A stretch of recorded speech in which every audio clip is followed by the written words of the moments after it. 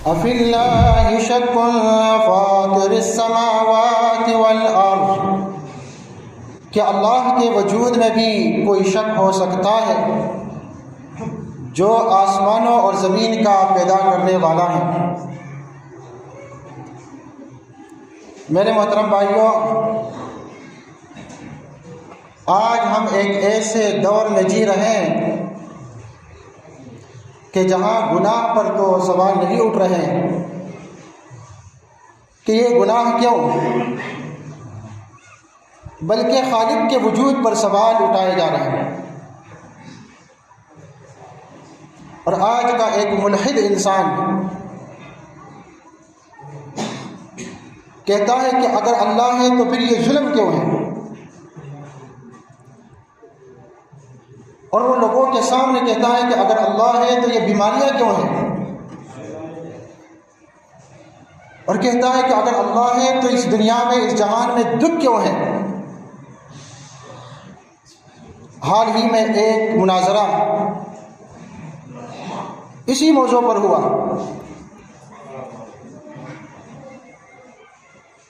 آپ سنیے، حیران ہو جائیں کہ موضوع کیا رکھا، کیا واقعی اللہ موجود ہے؟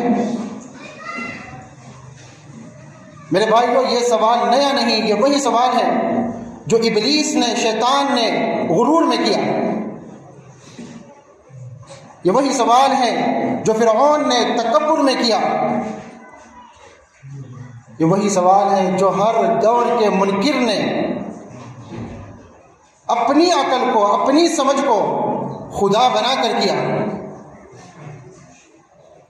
مگر میرے محترم بھائیوں، یہ مناظرہ جو ابھی عام ہے، جس نے اہل ایمان کو خوشی دی، ایک طرف ادب اور فن کے میدان کا ایک مشہور نام جاوید اختر، جو برسوں سے اللہ کے وجود پر سوال اٹھاتا رہا اور عقل کو، اپنی سمجھ کو وحی پر ترجیح دیتا رہا، قرآن پر ترجیح دیتا رہا، اپنی سمجھ کو۔ اور دوسری طرف دین، علم، حکمت اور وقار کا پیکر مفتی شمائل ندوی، جنہوں نے نہ آواز بلند کی، نہ زبان تلف کی، بلکہ دلیل، سکون اور علم کے ساتھ حق کا دفاع کیا۔ میرے بھائیوں، یہ کوئی جذباتی مقابلہ نہیں تھا، یہ ایمان اور انکار کا سامنا تھا۔ جاوید اختر نے کہا، اگر اللہ ہے تو دکھ کیوں ہے، اگر اللہ ہے تو ظلم کیوں ہے؟ اور مفتی شمائل ندوی نے قرآن کی روشنی میں بتایا، یہ دنیا انعام کی جگہ نہیں، یہ امتحان ہے، امتحان گاہ ہے۔ یہاں سوال نہیں، جواب دہی ہوگی۔ میرے محترم سامعین، وہاں ایک لمحہ ایسا بھی آیا کہ سوال کرنے والا ملحد خود اپنے سوالوں میں الجھ گیا، اور جواب دینے والا اعتماد، سکون اور دلیل کے ساتھ کھڑا رہا۔ یہ وہ لمحہ تھا جہاں انکار کی آواز کمزور پڑ گئی اور ایمان کی دلیل بلند ہو گئی۔ جاوید اختر کے پاس الفاظ تو تھے، تالیاں تھیں، مگر یقین نہیں تھا، اور مفتی شمائل کے پاس شور نہیں تھا مگر حق تھا، دلیل تھی، سکون تھا۔ میرے بھائیو، یہی فرق ہے فن اور ایمان میں، یہی فرق ہے شہرت اور صداقت میں، یہی فرق ہے عقل مغرور اور عقل سلیم میں۔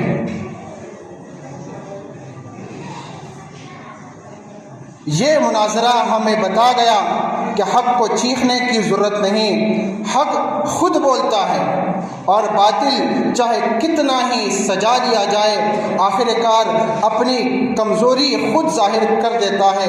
اللہ تعالیٰ نے سچ فرمایا، سورت نمبر 21 سورت الانبیاء آیت نمبر 18 میں، بل نقذف بالحق علی الباطل فیدمغہ فاذا هو زاہق ولکم الویل مما تصفون، بلکہ ہم حق کو باطل پر پھینک مارتے ہیں تو وہ اس کا دماغ کچل دیتا ہے، بس اچانک وہ مٹنے والا ہوتا ہے، اور تمہارے لیے اس کی وجہ سے بربادی ہے جو تم بیان کرتے ہو، جو سوال تم اٹھا رہے ہو، جو تم اللہ کا انکار کر رہے ہو، اس کی وجہ سے ایسے ملحدین کے لیے تباہی و بربادی ہے۔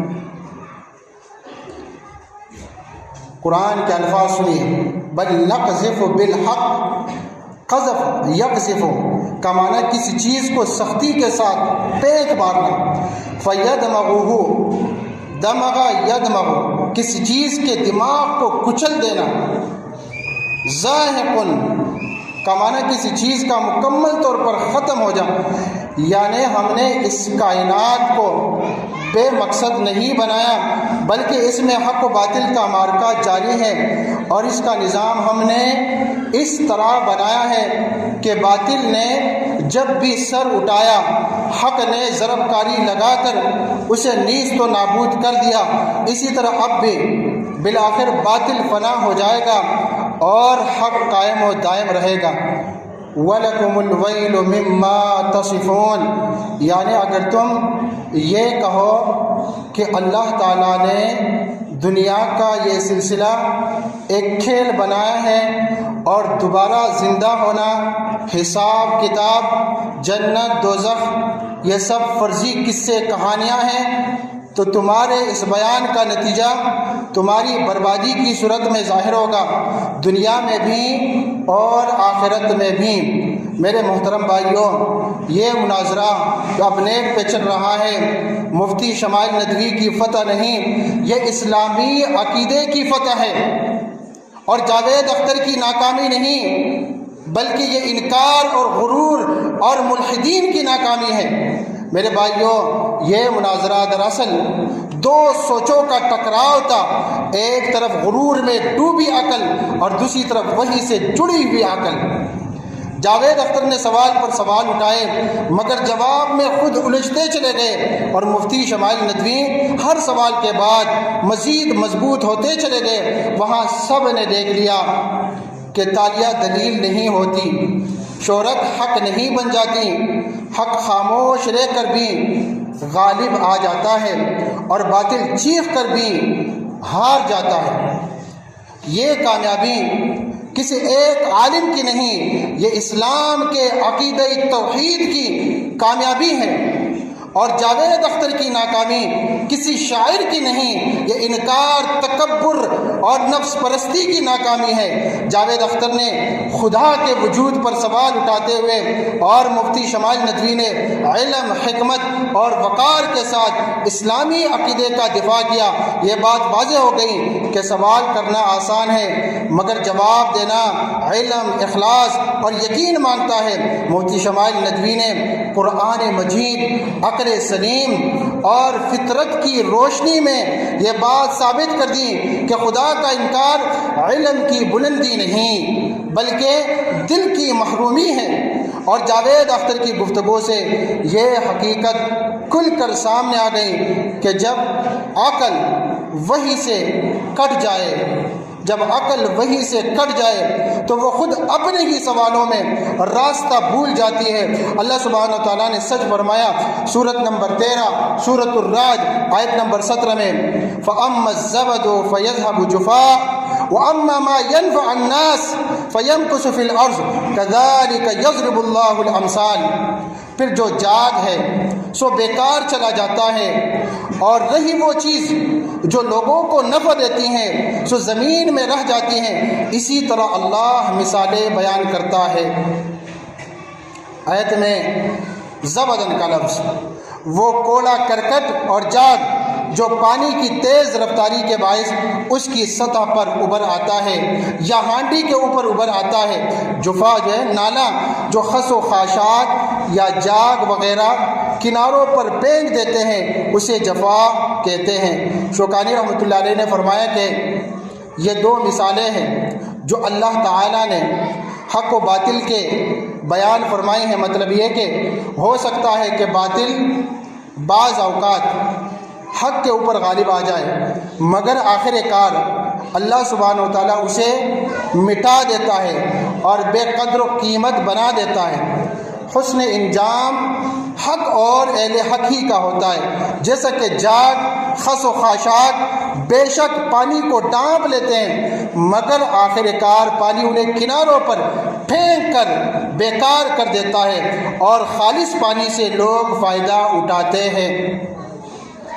اسی طرح سونا چاندی اور دوسری دھاتوں کو پگھلایا جائے تو ان کا میل کچیل بھی اوپر آ جاتا ہے، مگر آخر کار کچھ اتار کر پھینک دیا جاتا ہے اور کچھ جل جاتا ہے، اور سارا میل کچیل بیکار جاتا ہے، اور جو لوگوں کے لیے نفع مند دات خالص حالت میں ہوتی ہے وہ باقی رہ جاتی ہے۔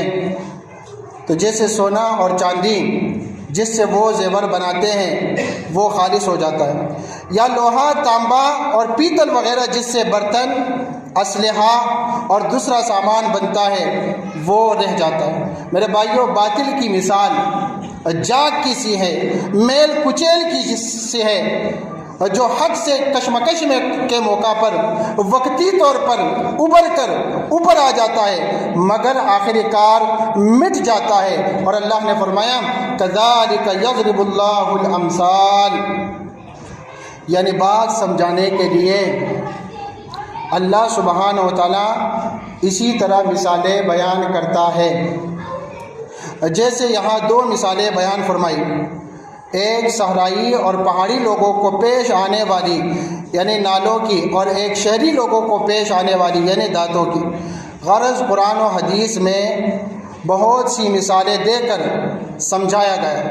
سورت نمبر 14 سورت ابراہیم آیت نمبر 10 میں اللہ سبحانہ و تعالیٰ ارشاد فرماتا ہے قالت رسلهم افی اللہ شک فاطر السماوات والارض، ان کے رسولوں نے کہا، جاوید اختر جیسے لوگ صرف آج نہیں، یہ پہلے انبیاء کے دور میں بھی تھے، اور انبیاء نے ان کو کہا کہ تمہیں اللہ نے پیدا کیا ہے اور اس دنیا سے جانا ہے اور حساب کتاب ہے، تو وہ آگے سے کہتے ہیں کہ ہم تو نہیں مانتے، ہمیں تو زمانے نے پیدا کیا اور زمانہ ہمیں ہلاک کر دے گا اور ہم ختم ہو جائیں گے، مٹ جائیں گے، معاملہ ختم ہو جائے گا۔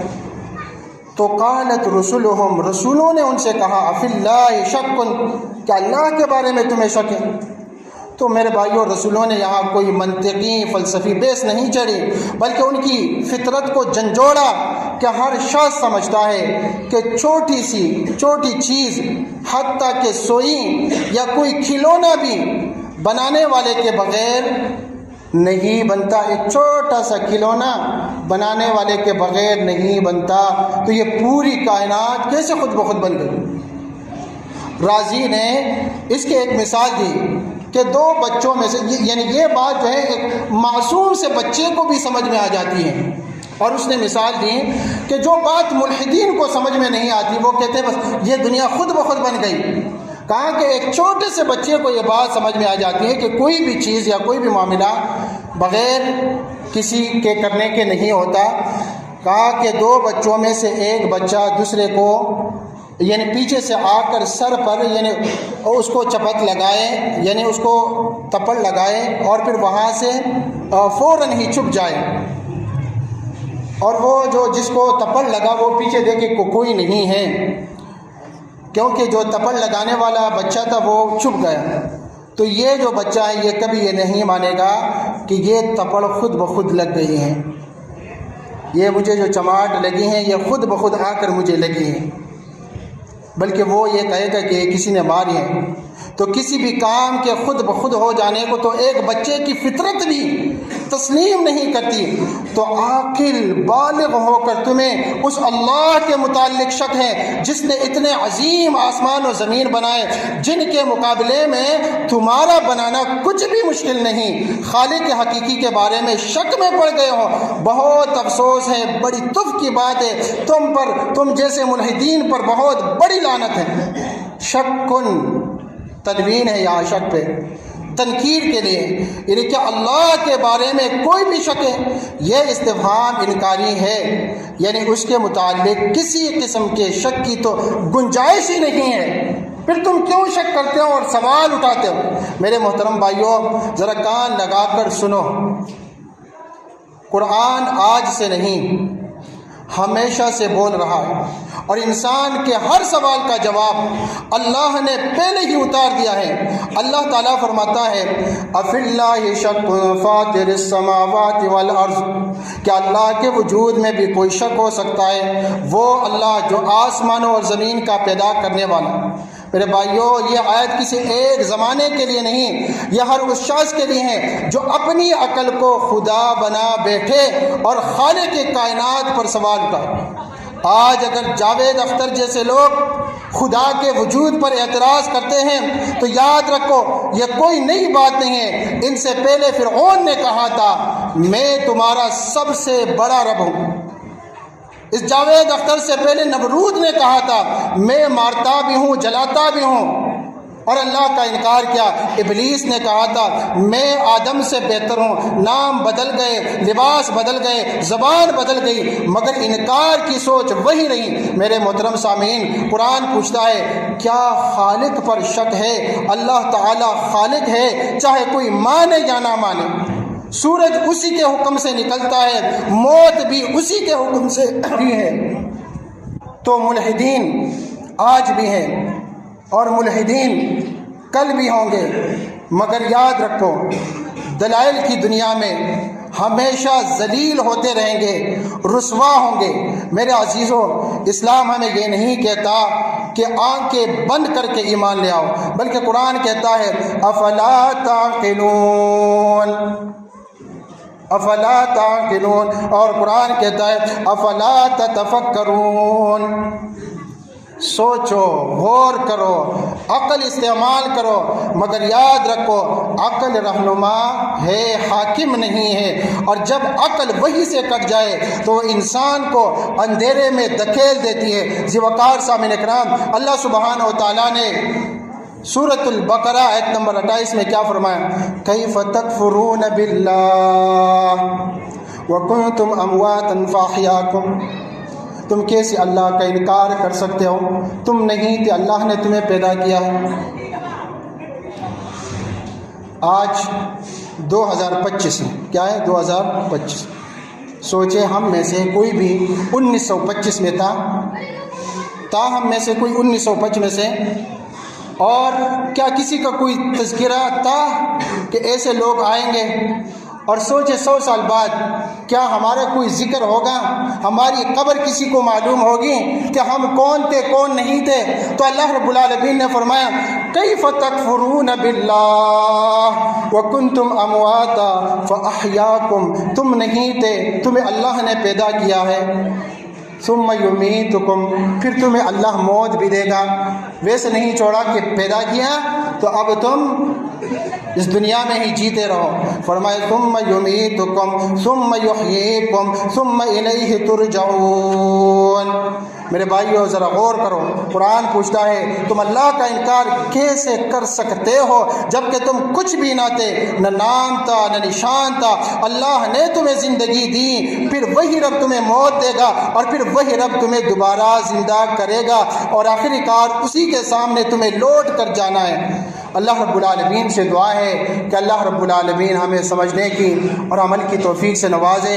اللہ رب العالمین ہمیں دنیا میں جب تک زندہ رکھے، دین اسلام پر قائم و دائم رکھے، اور جب ہمیں موت آئے تو اسی دین اسلام پر ہمیں موت آئے۔ میرے بھائیوں، آئیے کہ ہم اپنے دلوں کو قرآن و سنت سے منور کریں، اپنی نسلوں کو ایمان دے اور عقل کی وحی کے تابع رکھے۔ اللہم ثبت قلوبنا على دینک، اللہم ثبت قلوبنا على دینک، اللہم ارنا الحق حقا وارزقنا اتباع، وارنا الباطل باطلا وارزقنا اجتنابہ۔